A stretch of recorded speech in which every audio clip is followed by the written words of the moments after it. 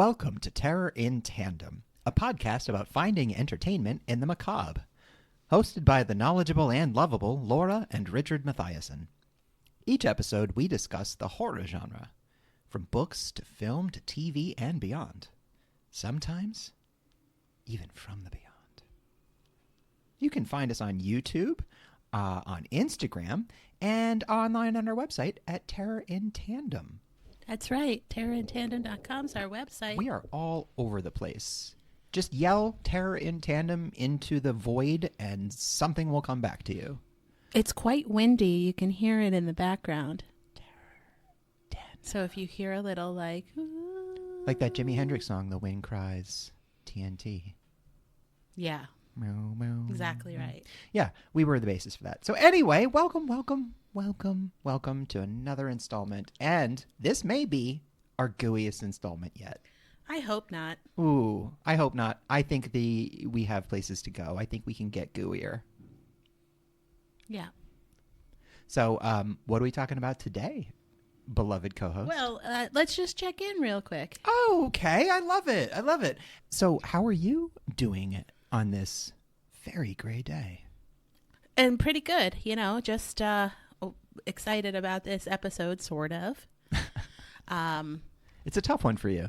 Well, I'm excited about my approach to this episode, I should say. Understood.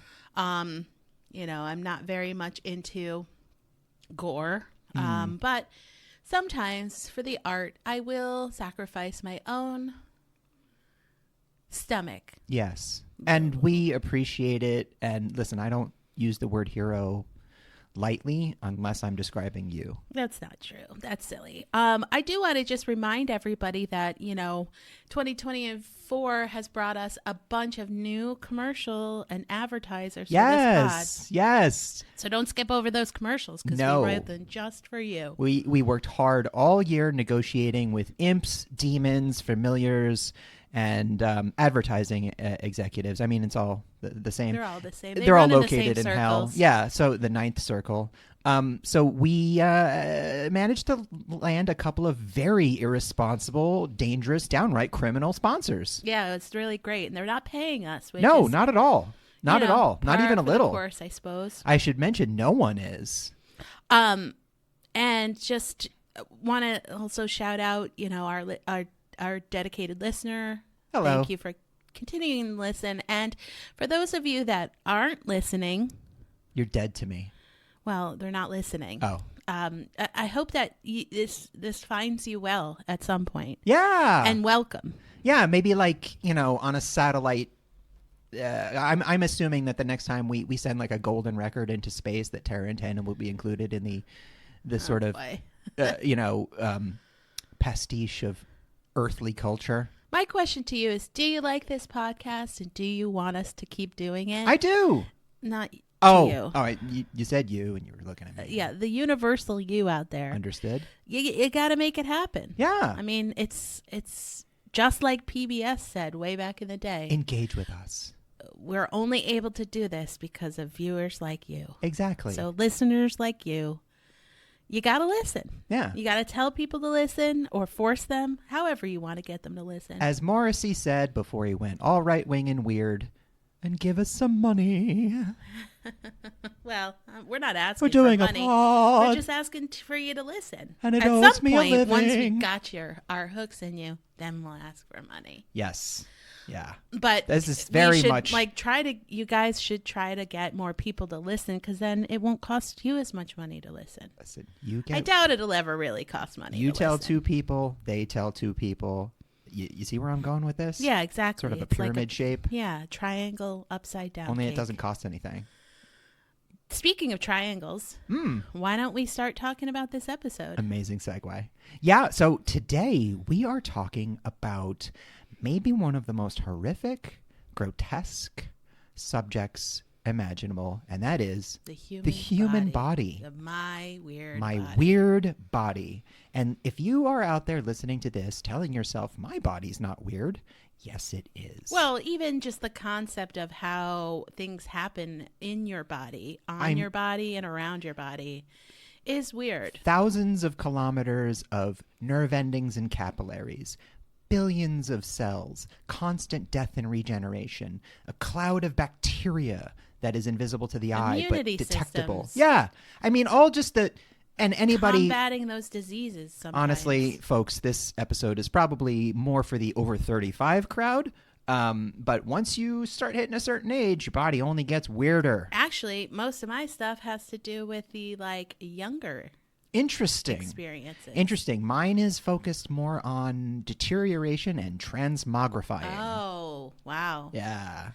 Mine is really about understanding your body as it starts to become known to you. Oh, well, we are cradle to grave on this episode. Well, not cradle, but yeah. You know, it's the expression. What do you want me to say? I don't know. Tweens to grave? That sounds a little morbid. Yeah. But also like might cradle. make a good horror Cradle movie. Yeah. Cradle to grave. Yeah, not morbid at all. What a wonderful expression someone came up with. Like, when I look at a cradle, what I think of is death.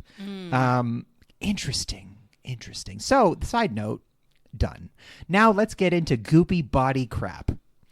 Yeah, so I wanted to start out just if you do struggle with body dysmorphia, just to let you know that we're probably going to dive into some what could be psychologically diagnosed as body dysmorphia. Certainly. And I just want to say it's a real mental health problem, and it's really just if you feel upset or challenged by the way that you look, thinking things are flaws, please, talk to somebody that has a professional degree in the area in which you are struggling. And for those of you that, might be disturbed or have a little discomfort, maybe you want to skip this episode. Do certainly take care of yourself. Take that seriously. Don't take us so seriously. We're going to be, a little irreverent as we are in this episode when we're describing some body stuff, but that is all in good fun and all. Let's remind ourselves, these are movies. Yes. And they're made up. And books. Or shows, and we're going to be talking about mostly things that are impossible and don't happen in nature. So if we seem like we're taking things a little flippantly, I mean, I'm going to be talking about a lot of David Cronenberg movies. So if your body is covered in ears that you had grafted onto yourself and anything I say offends you, I do apologize. Well, one of the things I wanted to talk about is this phobia, which isn't really recognized as a, studied phobia yet, but it's called trypophobia. Okay. And this one is always sort of been like a really scary fascination of mine. Oh, really? Basically, it is the people that have this phobia experience a strong aversion to holes, like scabs and pockmarks, other patterns and skin markings, and like holes in things, like punching or drilling holes, like holes in their body or in any sort of object. Anything. Oh gosh, that must be very tough. Yeah, like honeycomb. Yeesh. Or there are holes everywhere. Yeah, there are holes everywhere. And some so of the most sometimes fun people things in life feel like holes. if they look at somebody else's pores, they have a little. I mean, obviously, if they looked phobia. at my flawless face, they would see nothing. I do remember, though, one time, I don't have this phobia, but I can sort of understand it. One dream that I had when I was younger was I was in a forest and I looked down at my feet and it was growing grass. It started sprouting grass through my feet, through holes in my feet. Whoa. Yeah.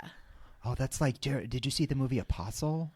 No. Oh, I mean, it's kind of like Midsommar, too. Yeah. Yeah. But it was so you were the May Queen. I saw the holes first, Yeesh. all the holes. No. And then they started to sprout things. Ooh, that reminds me of the T. Kingfisher book, The Hollow Places. Yeah, I mean, I'm sure it probably has holes a little play a bit into that. Trypophobia. Interesting. It seems like it's a more widespread concern than I had thought, because I had never heard of it before this moment. Yeah, but it's really a fascinating thing. But I'm not going to be talking about that really, but I am going to be talking about some other weird body stuff. Everyone else, follow us into this deep, dark rabbit hole. Why don't you start? Because you are obsessed with weird body stuff. Oh, listen. Okay, so I was very excited about this episode, but you did make it very clear to me this is not a body horror episode. However, It's as close as I'm going to get. I'm going to go into it because, yes, it's as close as I'm going to get. So I'm going to take it full advantage. So I wanted to talk initially about why we chose this episode. One reason is it's universal. We've all got bodies. And they all, although, we have superficial differences to each other, we are of the same species and operate largely in similar manners. And that manner is goopy. We are a walking bag of guts and blood, bacteria and virus. I mean, just... Pus? Ooze? Yes. Everything about the body is kind of yucky. And I mean, based on the fact that we have to actually. shower every day because our default state is one of grime and filth. And the older you get, the more aches and pains you get. You start to have doctor visits to specialists, have things removed, skin tags. I mean, you could go on, but the body is like an endless canvas for yucky stuff. And there's also a universal sense of vulnerability that I think most people don't appreciate until it happens to them, until an illness lays you low.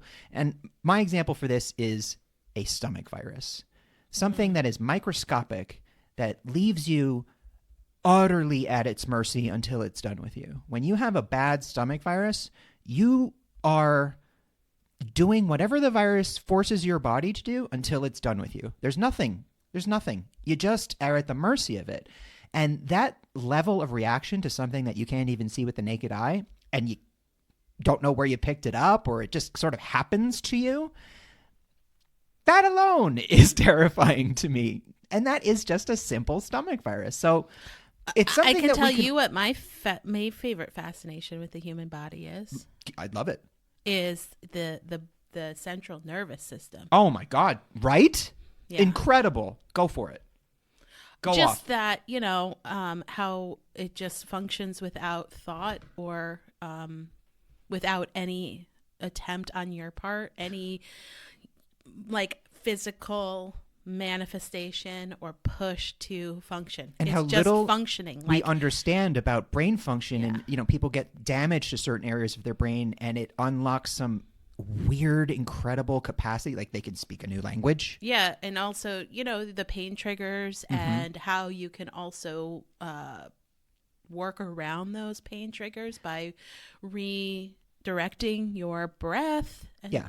Listen, I'm going to lay it out there. Everybody from King Charles to Elon Musk to the guy sitting next to you on the bus to you has diarrhea and has vomited and has sat by the toilet covered in sweat, just begging, praying to all gods, existing or otherwise, to make it stop. And it's the grand universal thing. It's what ties us all together. Billionaires and paupers together are laid low by the limitations of our meat sacks. Yeah. And that is just an endless, like I said, canvas for stories to be told, horrific stories, because we're also all afraid. And we're the afraid body of is death. functioning as intended. Yes. Even when the body's functioning as intended, it's gross. You pee, you poop, you got yucky stuff inside. You blow your nose. Yeah. And that's like when you're normal. When your body, even when little things start to go wrong, it can get real gross real quick. But I think it's also the vulnerability. When things start to break down, or even when you injure yourself and you're out of commission for a while, it has such a psychological effect on you. When you like hurt your back and you're out of commission for a bit, you start to doubt your worth. And Well, I wonder if that's the refocusing of your body is sort of operating as it should be, and then when you injure something or have pain or have something wrong with you, then you start to focus on the body's response. It's like you're to, concentrating on it all the time. Yeah. And upset. Yeah. No, now you're like conscious of the fact that your body is there's a reason maybe not functioning correctly in the way that it needs to. Let's just say there's a reason that in the TNT household, only one website is blocked, and that is WebMD. No more panic spirals. from that. So that's why we're doing this From episode. other things. Now, since I'm going to be talking a bit about body horror, I wanted to talk a little bit about what that is, the history of it, and kind of what it entails. Is that okay? Sound good? Awesome. I'm just going to turn my mic and headphones off. And I'm not going to get too gross about it. So listen, body horror is exactly what it sounds like. It's a horror that is very visceral. It focuses on maladies or deformities or distortions or mutilations of the body.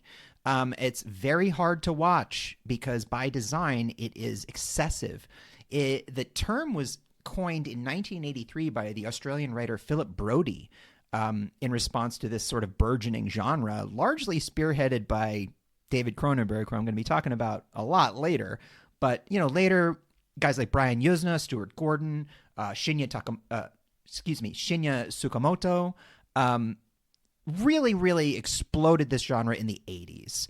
And it continues today. I mean, Cronenberg just had a movie last year, Crimes of the Future, that was pretty gnarly. So film scholar Linda Williams classifies excessive films into 3 genres, and I found this absolutely fascinating, that her 3 genres of what she calls gross cinema are pornography, melodrama, and body horror. Whew, that's a trilogy right there. So I'm waiting for the K-drama, telenovela. So it's what directed by David Cronenberg, starring Peter North. Yeah. So these are her personal things of discomfort. No, it's not that. It's that these 3 subgenres purposefully exaggerate and go to extremes for the purpose of eliciting a response. They are designed to make you feel something. So a melodrama is excessively emotional and over the top because it's designed to make you have the feels. Porno is designed to do what porno does. And body horror often comes with a political or social message attached to it because it's a perfect vehicle for that, in that it's so shocking and visceral and hard to watch but hard to look away from, that it's the perfect time to put a little message in there, put a little social commentary. Cronenberg is famous for this, and it also lends validity to the gore itself. I'm not a fan of gore just to have, like a couple of buddies showing off what they can do. It's a reason why I don't have any Eli Roth films on my list.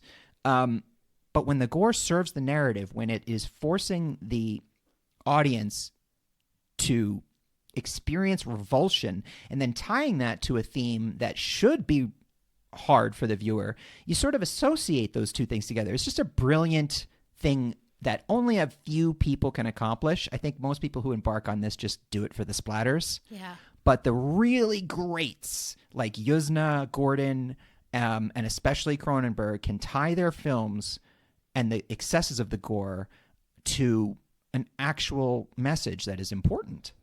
So that's just a little one-on-one on body horror. It's exactly what you think it is. It always involves an invader, a parasite, something happening to the person. It's usually, or it could be psychological, that they're doing it to themselves for some sort of distorted reason, but it's always treated as an aberration. It's not normal for these things to happen. And that's always straight from the get-go. Well, I'm going to sort of argue that point because a couple of my examples, one of my example that has 2 examples from the same body, experience, is a normal thing. And that's menstruation. No, see, what I was describing was the genre of body horror itself. Right. And the excess is not the subject material necessarily, although it can be. It's the amount that you show with the camera. Often the camera will cut away. Mm-hmm. In a body horror, the camera never does. It shows you everything. So menstruation in a quote-unquote normal movie, in a non-body horror movie, like Carrie, That's not body horror. I'm going to be talking about Carrie. But there is a menstruation scene in that, but that's not body horror. It's My Weird Body. That's definitely fits the My Weird Body. Right. But it's not body horror. Now, if there was an extended scene with lots of close-ups and stuff and showing really the visceral aspects of maybe a miscarriage or something like that, that could be body horror. Right. It's really the level of intensity. And that's why I'm talking about My Weird Body today and not body horror. We're meeting in the middle, folks. My wonderful he's gonna co-host and he's going to talk about body horror. I'm talking about My Weird Body. Anyone listening to my segments, put your parkas on now because you will be getting wet. Ew. Not that way. Gross. Although maybe. Why don't you start with your first body horror, even though we're talking about My Weird Body? Okay, sure. I'm going to go... You know what? I'm going to start it off with something that you, co-host, might not be expecting. And that is, it's less body horror and more My Weird Body. Now, this is The Autopsy of Jane Doe. Oh, yeah. 2016 film directed by Andre Overdahl, who is a director I really admire. He's got sort of a mixed track record in my mind, but he's directed some real fun stuff like Troll Hunter and this, which I consider to be his best and scariest film. Now, it's a small movie with a small cast. It's 99% of the movie takes place in a mortuary, specifically in the examining room, in the or whatever the body embalming room, with the morgue. Mortuary, but it's not a city morgue. It's like a funeral home. So they're preparing a body, and it's a father-son team played by Brian Cox and Emile Hirsch, and they're sharing the screen with Irish actress Olwen Kelly, who plays Jane Doe, the body. Now, this is a real actress who plays the entire movie as a corpse, and yet somehow manages to be intimidating and scary and acts. It's really something. I'm not sure how she does it, but hats off to Olwen Kelly for turning in a really fascinating performance that must have been incredibly difficult to do. I mean, she is laying there. I mean, that was basically her entire shoot. Yeah, she's a dead body for the whole fucking movie. So anyway, the reason this falls into My Weird Body is this father-son team is, they're just doing an autopsy. Maybe it is a morgue. It is a morgue. I'm sorry, everybody. So they're doing an autopsy, and as you can tell from the title, and they start to find weird stuff inside of her, like bugs. Well, they find burn marks and tattoos on her bones and like on the inside of her organs. Like places that they couldn't possibly be, and weird shit starts happening, lights start flickering, they start hallucinating. You learn more about who this Jane Doe really is, or was, or is, and they start finding little wrapped up pieces of paper with weird shit written on it. It's really cool. I mean, they start to really question, what is real here. Yes, that is the brilliant thing about this movie. It's a low budget indie movie, and it keeps you on your toes by distorting the perception of reality between Brian Cox and Emile Hirsch, so that when you see things through their perspective, you can never quite trust that what you're watching is real. So obviously there's something going on with this body. It's not what it looks like.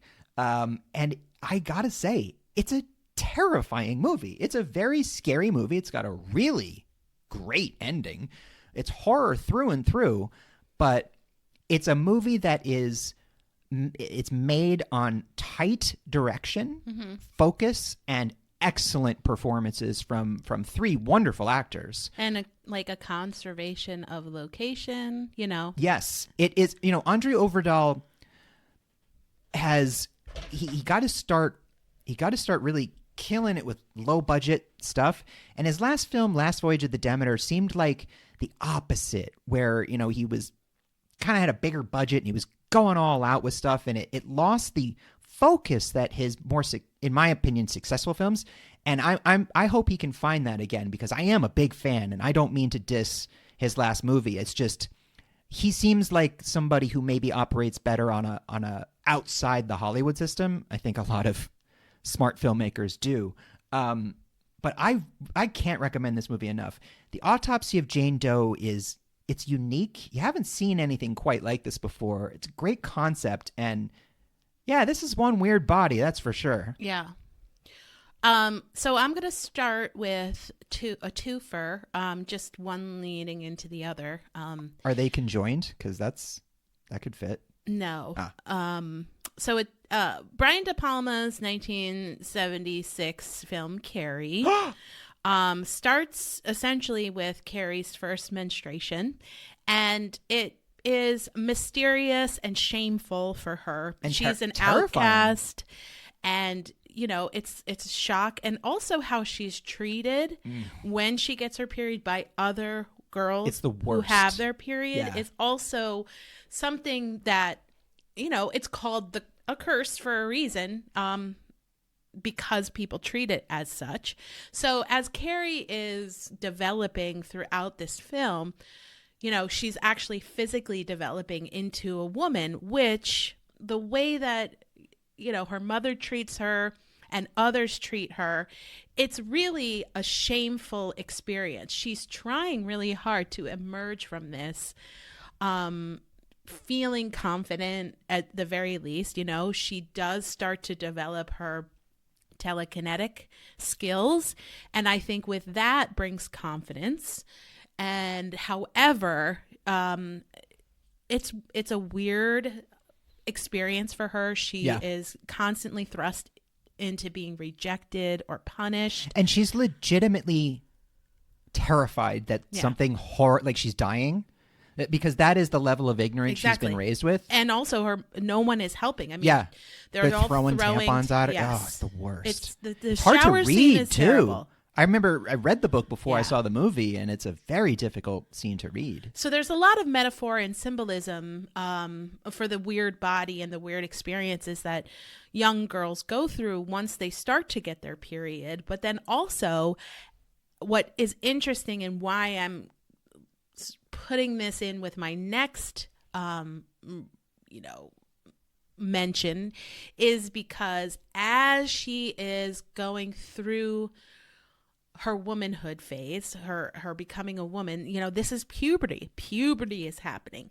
So with puberty comes a heightened sense of emotion, a heightened sense of, insecurity or confidence, battling each other. You're not the boss of me. So that's a struggle. That's a psychological and emotional struggle. And these newfound powers of her telekinetic abilities, because of how she is really trying to be pretty and popular and accepted, as most adolescent girls are, especially during these strange times, she's then extremely rejected, and her powers, become her weapon. So that leads me into the next. Can I just real quick tell you 3 other actresses that were considered for this role? Sure. Farrah Fawcett, Would Melanie not have been as Griffith, good. and Linda Blair. Linda Blair I could see, but I would everybody imagine. else- Well, according to the story, Sissy Spacek showed up dressed I know. in like rags, Yeah. basically, like Carrie, with her hair unshowered, with her hair unwashed, and nailed it. Yeah. And I mean, she looks like a kid. It's perfect. Yeah, she looks like an underdeveloped child, whereas those other women did not.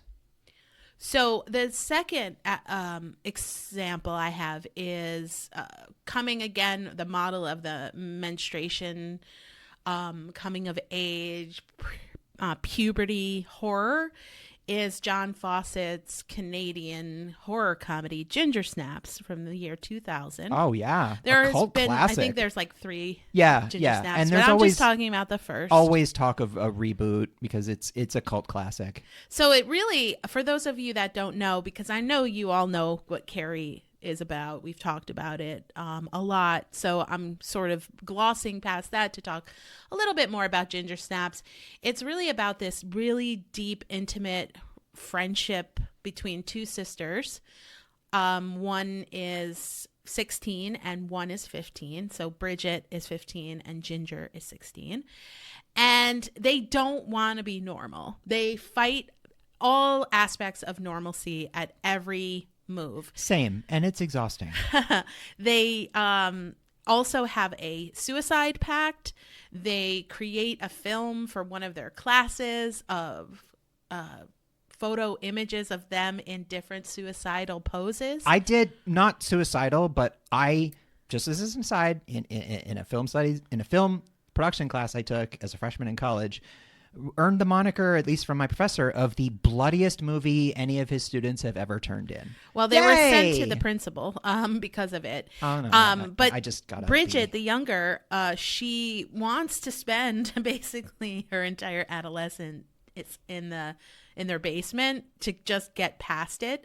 Oh, that's all I wanted to do. So what happens is Ginger is complaining of back pain, and her mother, who's played by Mimi Rogers, makes a comment about, wow, you girls are 3 years late for your periods. Maybe it's your period. And they're both so disgusted by that idea, especially Bridget, because she's younger and she always wants to be, keep up with Ginger and they all want to do things together. So Ginger basically gets attacked and mauled by a werewolf while she gets her first period. And then the curse basically takes on this double meaning throughout the film. She gets the curse of womanhood and she gets the curse of a werewolf. So as she's trying to deal with these normal biological changes of adolescence, she is also transforming into a lycanthrope. So the initial trauma of her first period, she experiences as a betrayal of her body. Like, this is not what I wanted you to do. And then she's now becoming a werewolf. And what's interesting is how the similarities of becoming a werewolf are juxtaposed with her being a woman now.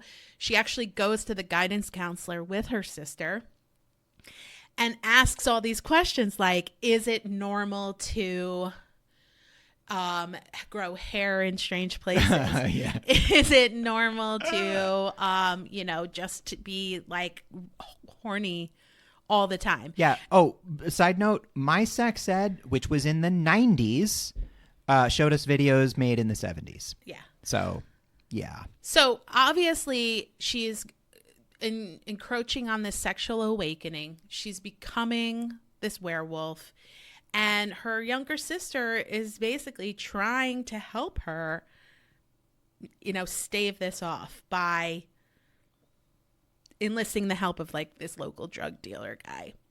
That's who I go to for help. But she turns on her sister, and she has her first sexual experience, of which she basically rapes the guy.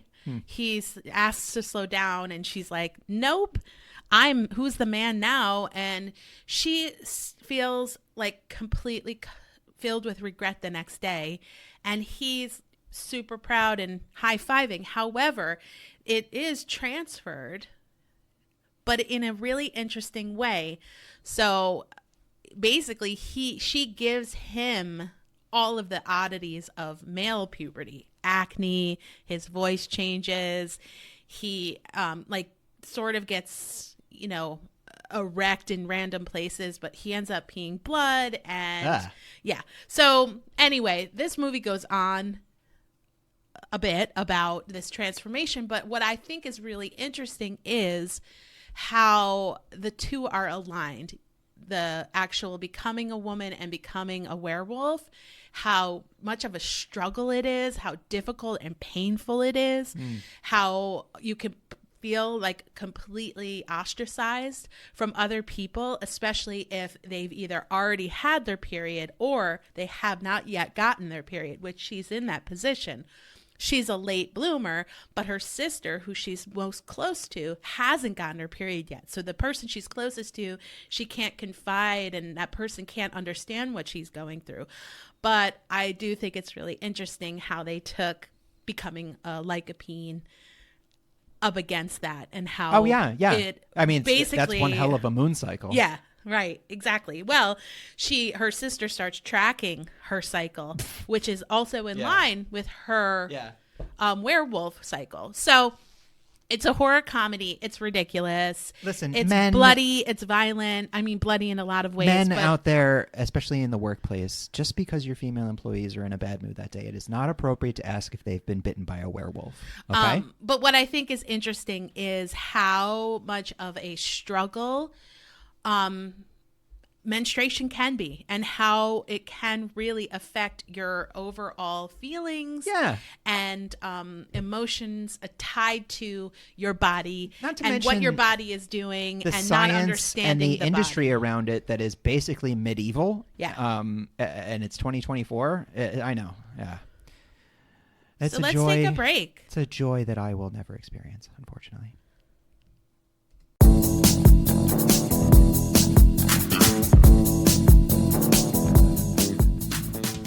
Ladies, it can be hard to keep that fresh down there feeling when you live in a dilapidated hut on chicken feet. Life in a marsh is great for making potions, but hard on the old downstairs business, am I right? But where can you turn for your delicate needs when the other women of the village run from you in fright? That is, when you're not giving them pennyroyal tea to cover up their midnight indiscretions. Well, why not turn to Swamp Witch Feminine Care, designed by and for the immortal nethers of bog beasts just like you. Just because you live in a fetid swamp doesn't mean your privates have to be swampy too. At Swamp Witch Feminine Care, we understand every witch's familiar is different, whether it's because it's 500 years old, cursed by some weird priest, or is destined to birth the Antichrist. We promise that no matter what your affliction or biological makeup, we've got the unguent, the salve, the potion, and the lotion for what ails your aching cauldron. Swamp Witch Feminine Care has the classy, discreet solution tailored exclusively for the village witch who's sick of the itch. Para brujas o prima número dos. This is a fake ad for a fake product on a horror-themed podcast. But while we have your attention, the pink tax for witches is real and unfair. Welcome back, meatbags. Oh, yeah. Why don't you go jump right in? So my next one is another curveball, and this is definitely my weird body, but the difference here is that this is not the result of practical effects. This body transformation is the result of an actor doing this to their body on purpose. And I am talking about Brad Anderson's 2004 masterpiece, The Machinist. Oh. Now, Brad Anderson is an unsung hero. It's a name that should be more familiar. He directed the incredible Session 9 with Peter Mullen and Brendan Sexton III. It's classic. He's also done some really good TV work on The Killing and Fringe and Invasion. He's like one of those solid directors that you just don't know about. Anyway, for this movie, Christian Bale plays a character named Trevor Resnick, and if that sounds familiar, the writer has admitted he took the name from Trent Reznor. Yeah.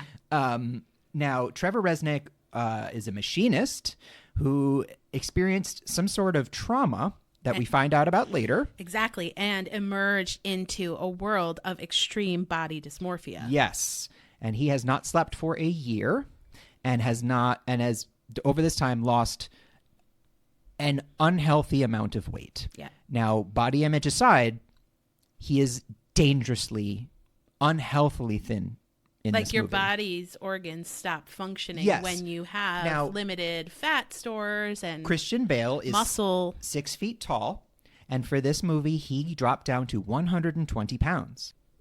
So for a man that size, to be moderate weight and healthy, you should really be around the 170 at minimum.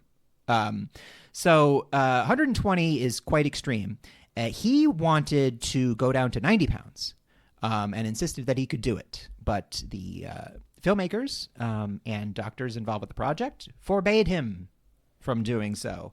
Now, in this film, like I said, he hasn't slept in a year, and he's hallucinating, he's experiencing extreme body dysmorphia, and he's dating Jennifer Jason Leigh, even though he's 120 pounds and 6 feet tall and, can't sleep.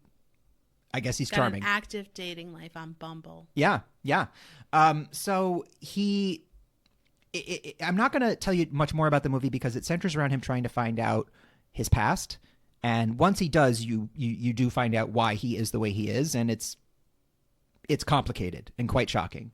But where this falls in, it is extremely difficult to watch Christian Bale in this movie, knowing that he purposefully did this to himself. There's no way around it. His body looks, the closest analog I have are prisoners of war and victims of starvation. Mm-hmm. He is gaunt to the point of you fear for his well-being. And not just his character in the movie, but watching the movie, you can't help but think, Christian Bale, are you okay? Now, quite famously, he took 6 weeks to go from 120 pounds to his Batman Begins body. He did that by working out nonstop and eating literal whole pizzas and like gallons of ice cream. He said he's not going to do the movies like this anymore. I would hope so. He's in his he's got to be 50. You can't do that to your even De Niro, your kidneys. De Niro used to do that to himself. For Raging Bull, he did that. Tom Hanks did that for Castaway. But at a certain point, yes, it puts a strain on your body. Now, this movie, it's a wonderful movie. It's a twisty-turny thriller with some horror elements to it, but I wouldn't classify it necessarily as a straight horror movie. What makes it horrific is the image of Christian Bale. And I think what really drives it home is we all know what Christian Bale looks like when he's having a normal day, screaming at somebody on set. So he is... Just kidding. I love Christian Bale. Yeah. Everything that he's in. He's like one of the greatest actors of our generation. So, and in this movie really proves his dedication, but I'm telling you, it is damn near impossible to keep your eyes on Christian Bale in this movie because he does spend a good amount of time shirtless, showing you. Well, because he is constantly assessing. Yes. His body. So he's obsessed with his body and seeing his bones. What Bale and director Anderson force the audience to do is watch along with him. Mm-hmm. And there aren't. I mean, there's some makeup involved, sure, but there are no effects. This is all actor. Christian Bale. Mm-hmm. Yeah, and for that alone, listen, I don't recommend anybody do this for any reason, but it was done. So. Aside from what I just mentioned, it is legitimately a solid movie, but you owe it to yourself to see the limits Christian Bale went through to this movie. And I'm sure caused irreparable damage. Oh, I'm quite sure he's now at the age where he's maybe starting to find out the things that his earlier work did to him. You can't do that to your kidneys. I don't think you can get away with it forever. That's for sure. Yeah, which is why I like to stay comfortably soft. My next is another horror comedy because this is the only way I can deal with body horror. Well, this isn't really a body horror, but it's more in line with My Weird Body, which is a film that was made as an homage to slasher films, directed by Christopher Landon, called Freaky. Yeah. Oh, big fans of Christopher Landon and Freaky over here. So he's obviously, Christopher Landon made Paranormal Activity franchise. He also was the mastermind behind Happy Death Day, which is another Terran Tandem favorite. But this time he took the mashup between Freaky Friday and Friday the 13th into a film starring Vince Vaughn and one of our faves, Catherine Newton. 2 of my 3 favorite Fridays, by the way. If they can bring Ice Cube into the next one, I'm set. So 17-year-old Millie Kessler, played by Catherine Newton, is trying to survive high school. And the popular kids are super mean. She becomes the newest target of the Butcher, who is a serial killer played by Vince Vaughn in her town. And her senior year becomes something that she doesn't worry about because she just realizes she has 24 hours to get her body back before the switch with the dagger stabbed by Vince Vaughn makes her become him permanently. Yeah, and so it's a Freaky Friday situation. She becomes Vince Vaughn. Is it not Vince the dream becomes her. of every pretty high school girl to be a middle-aged Vince Vaughn? So what's really great about this is we have my weird body experienced from both sides. Oh, yeah. And it's a gender bending. Yeah. Both sides. So Vince Vaughn is, understanding the female body, understanding the teenage girl body, the hormones, the emotions. Changing. Yeah. He's, Vince Vaughn is 6'5", so he has to basically. And Catherine Newton is small. Yeah, he has to basically become, her character is a high school mascot, so he has to learn this dance. He has to get along with her mother, and he has to actually learn to engage with people in high school in this new body. So he doesn't but blow his also cover. having the lack of emotional IQ that a serial killer has. Yeah, he's a psychopath. And so Millie in the butcher's body, she basically loves peeing standing up. Who doesn't? She starts to really understand that this is something that is ingrained in her. Like now she really wants to kill people. And she targets people who, quote unquote, deserve it. People who have bullied her, who definitely deserve to be the target. And by movie rules, deserve it. Yeah. By movie rules, right. We are not advocating for the murder of people you don't like. She's publicly humiliated by the shop teacher, for example, and then she, as the butcher, does what the butcher does. Yeah, and let's just say shop teacher. So what's really interesting though is how the idea of the body itself and the physical brain chemistry of each of these entities are pretty undeniable. That's what I liked about regardless the movie of who's inhabiting it wasn't the just the consciousness. physical body, it was also the chemical body that they explored in this movie. Like, now I'm a 40-something-year-old man. Now I'm a teenage girl. Right. Like, your consciousness goes into this new body, but the desires and the needs of the body that has lived with the other inhabitant for so long, it just sort of takes on a life of its own. But then also the discovery of, I'm now have a feminine body, or I now have a penis. Yeah. It's a really interesting take. It's funny. It's really well done. It's so good. And fans of Catherine Newton have a lot to be happy about with Lisa Frankenstein. This just came out. Yeah. So check that out. Awesome. All right, so I'm wrapping this one up with a little. It's not one film. I'm doing a little homage to the man himself, the master, the one who maybe didn't invent the genre, but certainly solidified it to the point where his name is now an adjective used to describe a certain kind of movie. Of course, I'm talking about Frankenstein, David Cronenberg. So, Cronenberg's.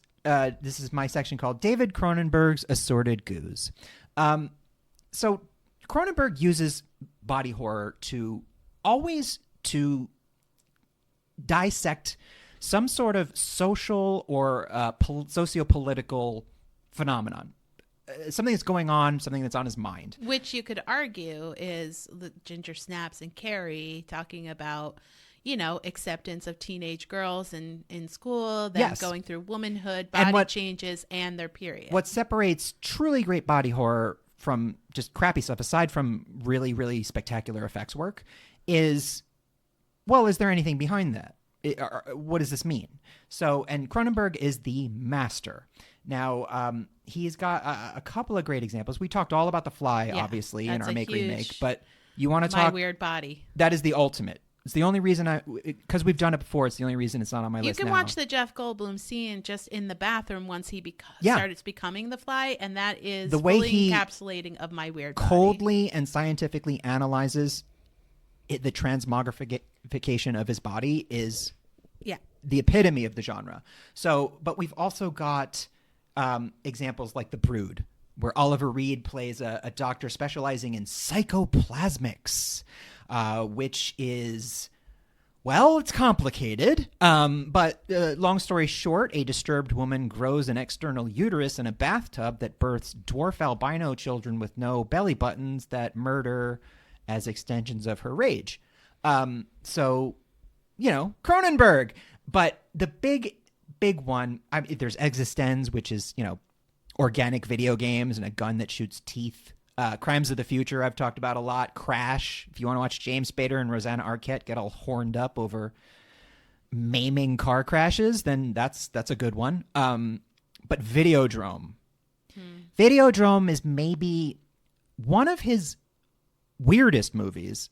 It's hard to access sometimes, but it's never been more prescient and important than it is today. It stars a very sweaty James Woods, which now that I say it, I'm not sure there's another kind. He plays a really sleazy TV exec. Great casting. And he finds this body horror show on a pirate signal called Videodrome. Gross. And he's convinced it's the future of TV. It's going to save his flagging network. And the more he leans into finding the origin of this broadcast, this mysterious signal, weirder shit starts happening. He starts to change. Things happen. His face turns into a giant sucker that latches onto the TV. He gets a zipper in his abdomen and pulls a VHS tape out of it. Like, it's just all sorts of stuff. But it's famous for the lines, long live the new flesh. And it's really about the obsession with excess in entertainment and with basically anything goes as long as it makes us money.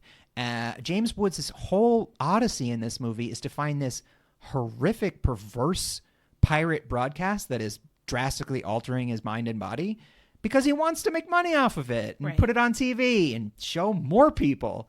So it's his second scariest movie after the Rudy Giuliani movie. But jokes aside, honestly, James Woods is, whatever he is in real life, he is or was a fantastic actor, and he's great in this movie. Also stars Debbie Harry. Yeah. Howdy. Yeah. She, and Debbie Harry is game. She's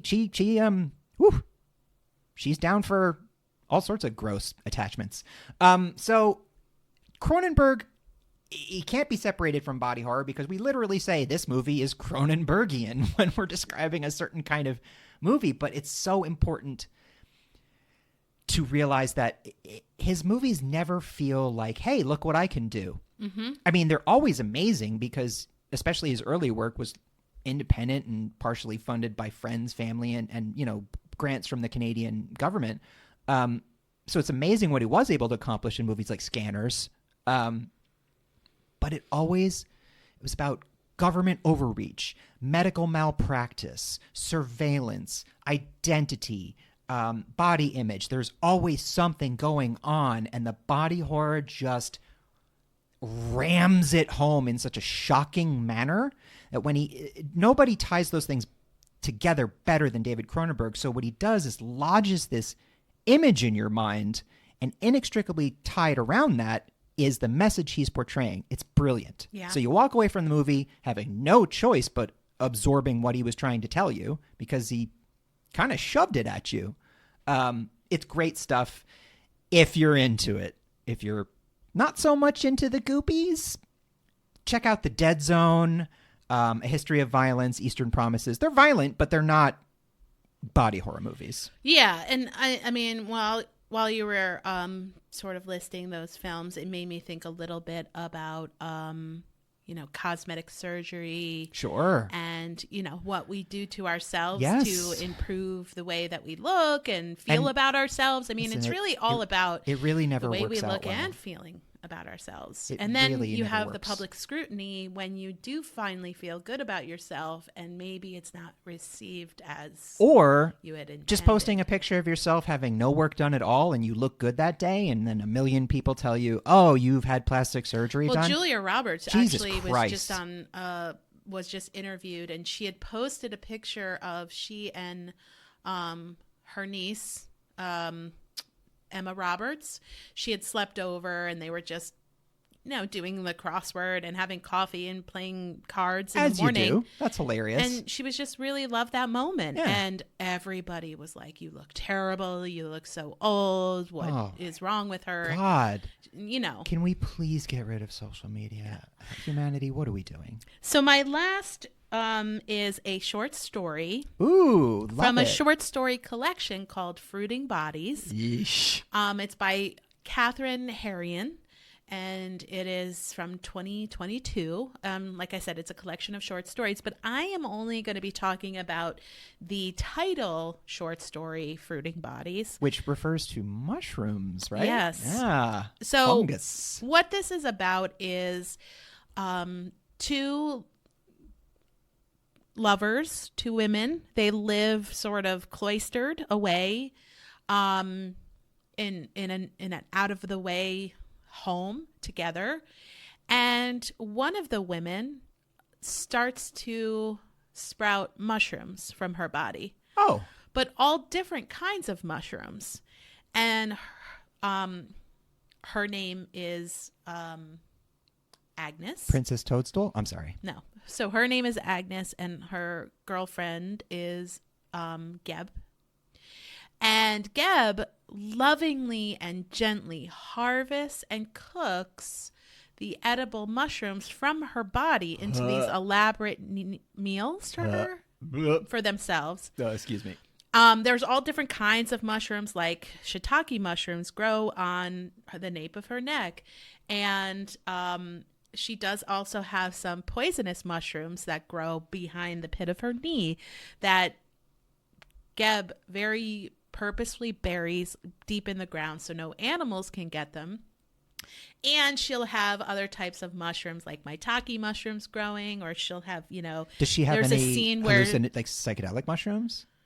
There's no talk of psychedelics. I wonder where psilocybin mushrooms would grow from the body. There are some poisonous ones that grow.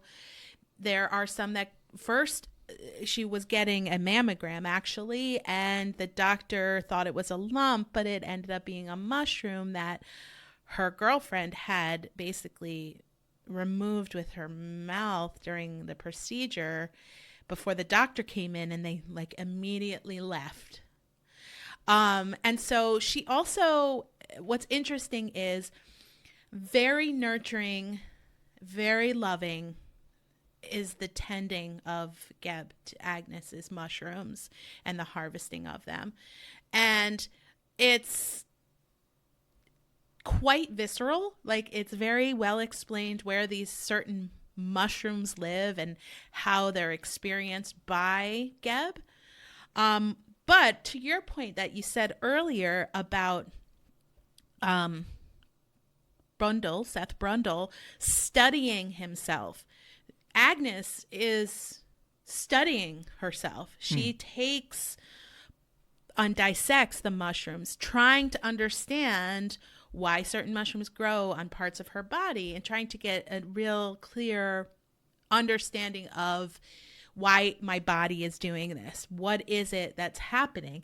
Then a stranger comes into the picture. He is someone who says he injured himself on a trail, and he almost acts as if it's a parasite that is now going to try to destroy or harvest or take over the actual romantic, isolating, nurturing environment that they've created.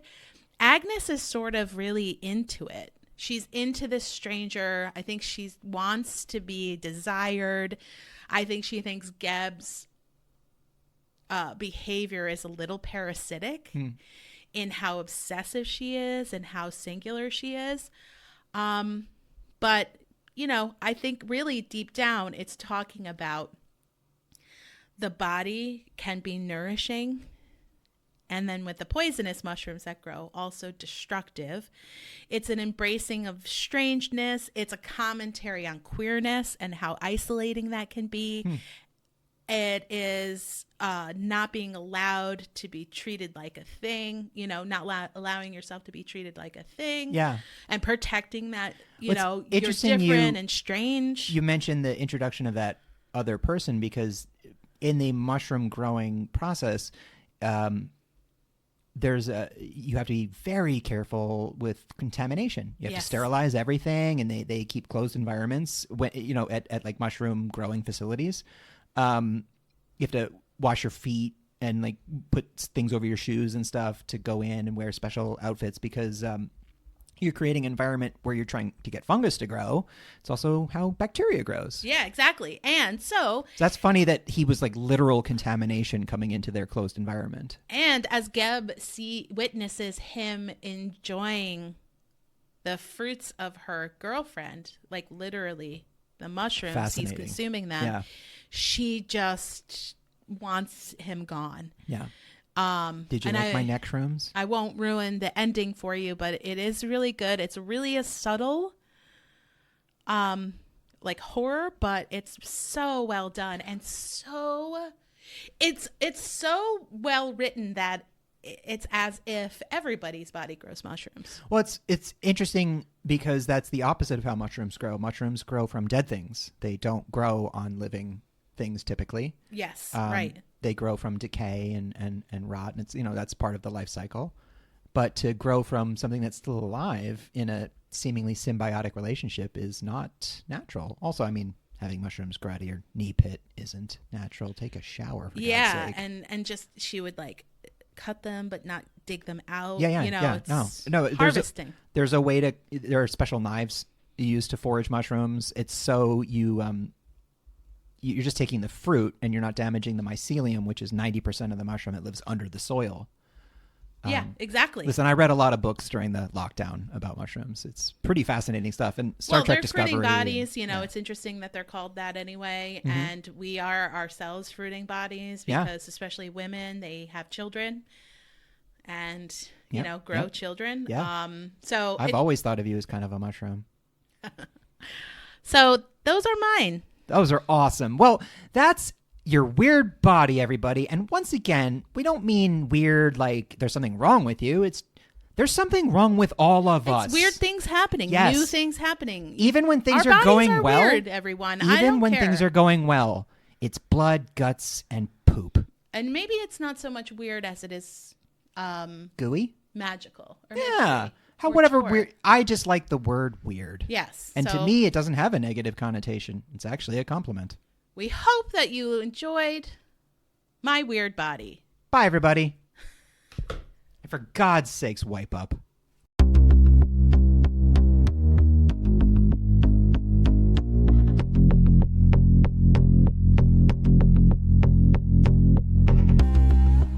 Terror in Tandem is written, produced, and recorded by Laura and Richard Mathiasen, and edited and mixed by Richard Mathiasen. Our theme was written and performed by Carrie Denver, and all other music was written and performed by David Suspanic. All opinions expressed on this podcast are our own and should be taken as such. Thanks for listening, and please remember to give us a like, a review, and subscribe wherever you get your podcasts. See you next time. We're standing right behind you.